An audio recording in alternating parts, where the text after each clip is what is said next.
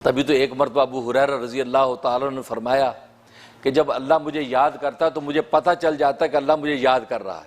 तो लोग बड़े हैरान हो गए, हजरत अच्छा आपको पता चल जाता है कि अल्लाह मुझे याद कर रहा है? कैसे पता चल जाता है कि अल्लाह मुझे याद कर रहा है? तो हजरत ने फरमाया कि नहीं, ये तुम्हें भी पता चल सकता है, आप लोगों को भी पता चल सकता है कि अल्लाह जब तुम्हें याद कर रहा हो तुम्हें पता चल सकता है अल्लाह मुझे याद कर रहा है। कहता अच्छा हमें कैसे पता चल सकता है? कहते इसलिए कि जब मैं अल्लाह को याद करता हूं तो मुझे पता है कि अल्लाह मुझे याद कर रहा है। क्यों?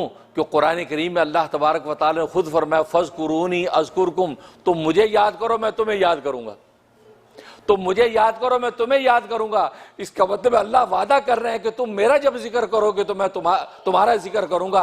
और अल्लाह तबारक व तआला वादे के खिलाफ कर नहीं सकता। जब अल्लाह तबारक व तआला ये वादा कर रहा है तुम जिक्र करो मैं तुम्हारा जिक्र करूंगा, तो मालूम है कि जब मैं अल्लाह को याद करता हूं तो मुझे पता चल जाता है कि अल्लाह मुझे याद कर रहा है।